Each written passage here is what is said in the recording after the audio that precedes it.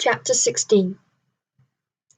It was Mr. Erskine's custom to visit and inspect every part of the ship on alternate days, so it was no surprise to anyone when he arrived the following evening.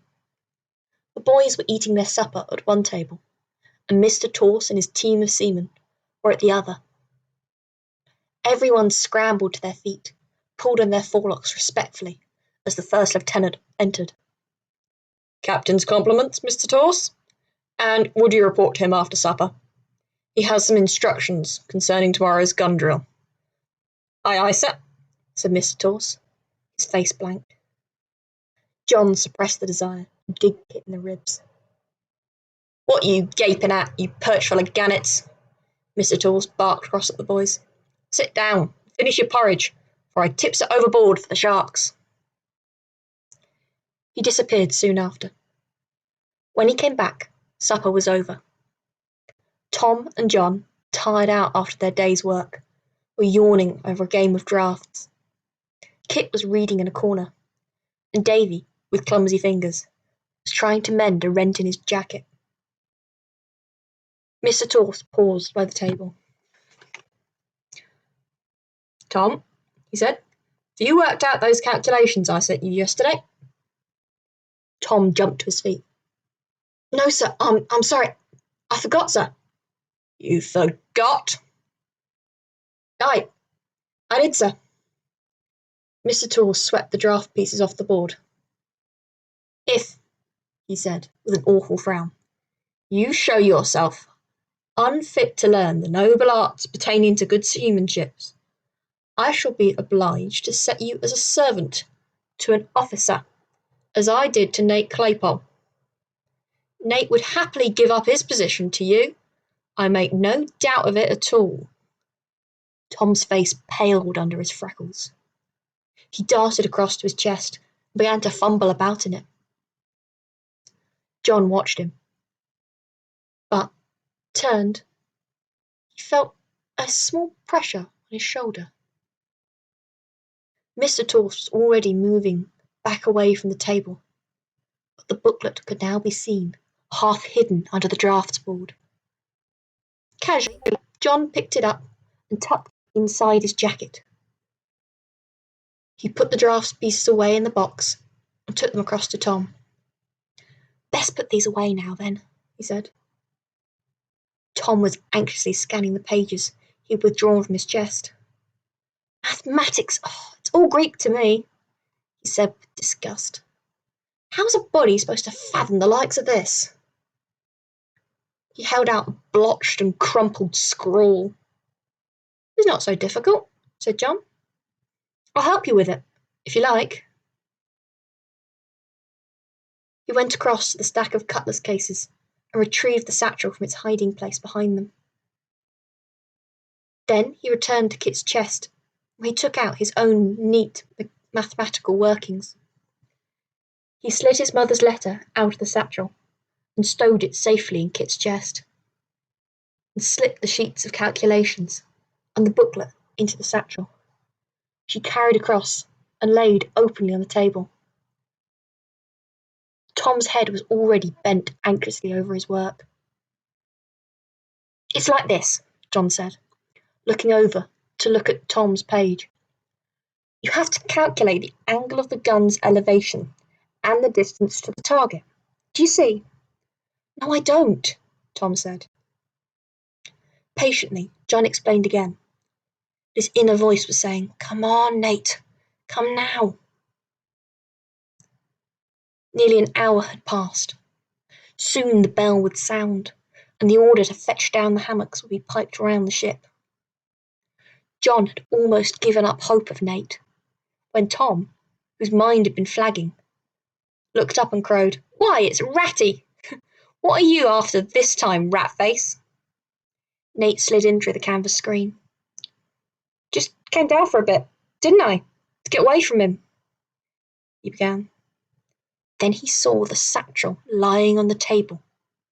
A flash of excitement, quickly suppressed, sparked in his eyes. John stood up, deliberately turned his back on the table, and went over to the bulkhead, where Kit was still reading. Tom scooped up his workings with relief and took them from across his chest. From the corner of his eye, John saw Nate hesitate. Desire and fear chased across his face. "Go on," John urged him silently. "Take it." But Nate didn't. He stood wringing his hands. Then he coughed nervously. That's the satchel, ain't it, John? The one Mr. Higgins is looking for," he said at last. His openness took John by surprise. "Yeah, what about it?" "John, I'm asking you, I'm begging you, let me have it." Nate's words came tumbling out in a rush. "Mr. Higgins, he's on at me day and night, won't give me no peace. He's that set on it. I could have stole it from you, but I ain't no thief. Whatever some people says, if you knew what he was like, if you could see what he does to me." He stopped, his voice thick with tears. John pretended to hesitate.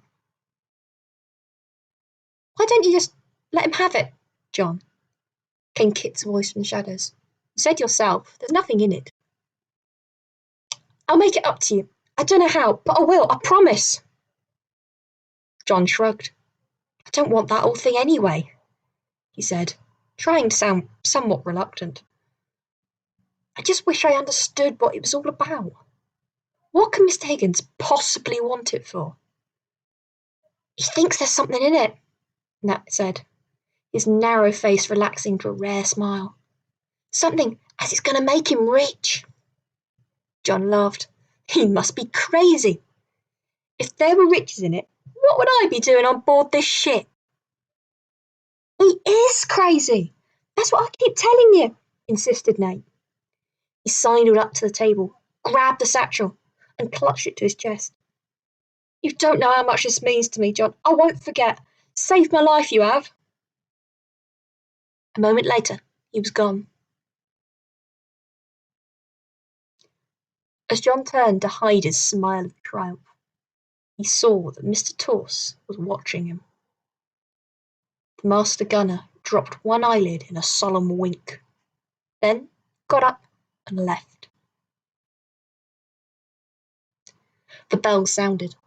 A shrill whistle of command blew, and the crew hurried above to fetch down their hammocks. "That was masterly, John," whispered Kit, his face alive with a mischievous grin as they hooked up their hammocks to the beams. "I never knew you could act." "You're not the only one," began John. He wanted to say more, but found that something odd happened to his voice. It had come out at the end with a deep grating sound. It never had before. "It's broken," he thought, with a mixture of pride and embarrassment. "My voice is broken." After the long weary winter months of blockade duty, as the Fearless tacked backwards and forwards across the mouth of the Gironde in all the filthy weather the Bay of Biscay could throw at her, only the relentless discipline of the ship and the rigid timetable of watches, maintenance, and gun drills kept the huge body of men from growing mutinous with boredom. News from home, letters from families, and accounts of the progress of the war came only seldom, when a British frigate appeared with news and renewed orders from the Admiral. John and Kit had never taken much notice of the comings and goings of the other ships, but now they began to scan the horizon for signs of a mast. They were rewarded less than a week after Nate had taken the satchel. The wind being fair and the day fine, the crew had been ordered to the upper decks to wash their clothes. Soon every available space was filled with tubs of water, with men working over them, and the rigging was aflutter with drying shirts and trousers. John, looking up from the tarry stains he was trying to scrub from his jacket, saw that the frigate, which had seemed to be sailing past, was in fact fast approaching, her bows slicing through the creamy foam. He slowed down, spinning out the job for as long as he could, while the frigate hove to alongside the Fearless. and a launch was hoisted out to fetch her captain on board. He watched surreptitiously as the frigate's captain, resplendent in gold braid and a fine cocked hat, was piped onto the quarterdeck, and saw him disappear into Captain Bannerman's cabin.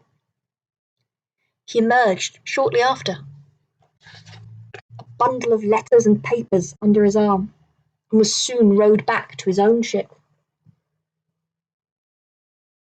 A few moments later, as he bent over the tub, John became aware that a pair of black buckled shoes and two legs clad in white stockings and breeches were standing over him.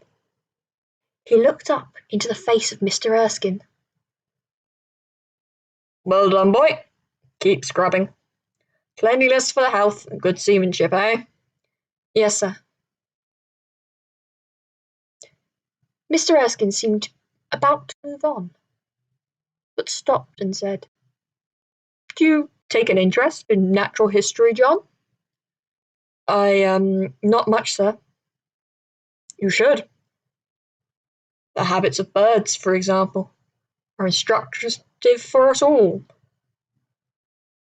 You may have been aware that a rare, an unusual foreign bird has been resting on this ship for some time." "No, yes, sir, I know what you mean." "This morning, I observed that it left us and took up a new roost on the frigate that visited us just now. It will, no doubt, rouse great interest among the scientists when it reaches London." John was trying not to laugh. "Will it, sir? How remarkable!" His voice had embarrassingly plunged again. He said no more. "As you say, remarkable," said Mr. Erskine, smiling pleasantly. "Carry on, John. Keep scrubbing." The wind from the south was balmy, although it was only April, and the clothes dried quickly in the spring sunshine. Putting his clean trousers on, John noticed for the first time how short they'd become. "They've shrunk," he said disgustedly to Tom, who was tying his still damp red neckerchief round his neck. "It's not the trousers, John. It's you. You've grown. Taller than me you are now, only by a whisker, mind."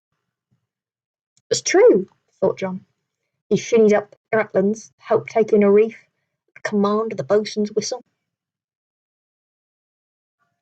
The ship had needed more careful handling these last few days.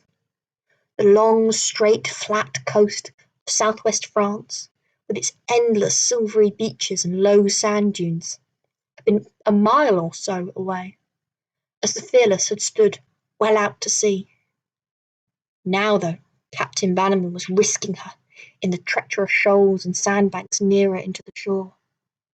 Skillful navigating and constant vigilance were needed, and the sails had to be adjusted all the time. "What does old Sam think he's doing?" John heard a member of his gun crew grumble. "He'll get us stuck fast in the shallows if he don't mind out, so Frenchy can come and take a pop at us. You shut your trap." Mr. Stannard snapped at him. "Captain knows what he's about. Tides, winds, sandbanks. Ain't no mystery to him. He can see a lot further than the bottom of a glass of grog, which is more than can be said for you, my lad." He was more irritable than usual. But then, thought John, everyone seemed on edge these days. The long, boring task of patrolling was wearing down both officers and men. Discontent swirled about the ship. The fine weather, which should have cheered everyone up, seemed to make them more frustrated, being pent up on their crowded floating prison. They dreamed of long summer evenings with lightly clad girls at home. A crisis came a few days later, when a sailor, ordered to clean up the lavatories, swore at a midshipman and refused to obey. All the ship's hands were piped on deck. The marines, bayonets fixed, lined the upper decks and gangways. and their drummer rolled out the solemn rat-tat. The sailor was stripped to the waist and tied to a grating. Then, under the eyes of the whole crew, Mr. Higgins flogged him till his back was flayed with cruel, bleeding stripes. Though this was not the first flogging John had witnessed, he flinched at every stroke and thought he would be sick. He wanted to turn away, but the officers were moving about among the crew, listening for rebellious murmurs and forcing everyone to watch. He shot a look at Kit, who was standing beside him. Kit's face was so white that John was afraid he would faint. Everyone was subdued after the flogging. There was no laughter or cheery talk on the decks that night, but no more open complaints were heard. When John turned into his hammock, he found he couldn't sleep. He couldn't get out of his mind the savage pleasure he'd seen on Mr. Higgins's face, or the limp body of the sailor who'd fainted dead away when at last they cut him down. He felt overcome by sadness and thought for the first time in weeks of his father. Where was the Splendid now? Was Patrick still on board her? And if so, was he safe? When would they ever see each other again? He tossed and turned for a long time, then felt his stomach gurgle and knew he had to go to the lavatory. These were in the bows, at the very opposite end of the ship. He stumbled up the steps of the nearest companionway into the open air. The moon was up. Clouds were moving slowly across the sky and parted for a moment. The moonlight, cold and white, flooded the sea and the empty sands of the French coast nearby. The Fearless, riding quietly to anchor, her sails hanging loose, was a lonely thing in a quiet world, where the waves, crawling lazily towards the beach, were all that moved. The only sounds were the gentle whistle of the breeze in the rigging, and the water slapping softly against the ship's hull. John shivered. There was something eerie in this scene, some hidden menace that he didn't understand. He walked quietly to the bows and relieved himself. He would be glad to get back to his hammock. Then, nearby, he heard soft music. Someone had started playing a fiddle. Looking round, one of the ship's boats that sat on the deck, he saw a group of sailors, men of the night watch, sitting together, singing and talking to keep themselves awake. The moon had gone in now. The light had left the sea. The ship was in darkness, except for the lanterns that swung from the rigging. John was feeling his way back to his berth, and something odd caught his eye. On the shore nearby, a light was flashing. John frowned. There were no villages along this part of the coast, no harbours, no ports. Who could be out there, the empty sand dunes, at this time of night? On, off, on, off, on, off. The flashes were regular. It's a signal, thought John, his pulses quickening. Someone's signalling the Fearless. Who are they trying to alert? He looked along the side of the ship. There was a denser patch of shadow, where the edge of the quarterdeck rose above the waist of the ship where he was standing. He peered into it. Was someone standing there? He couldn't be sure. But then a dark mass in the shadow moved, and John saw an answering flash. The shutter of a dark lantern was opened and closed, opened and closed. He gasped with excitement. It must be Mr. Higgins, he breathed. He's signalling to the French again. He was about to creep forwards to try and see more clearly when a hand came down heavily on his shoulder, and another was clamped across his mouth. "Quiet," came a whisper in his ear. "He mustn't see you." He recognised Mr. Erskine's voice, and his heart stopped jumping in his chest. "Go back to bed," the man said softly in his ear, "and not a word to anyone about what you've seen tonight."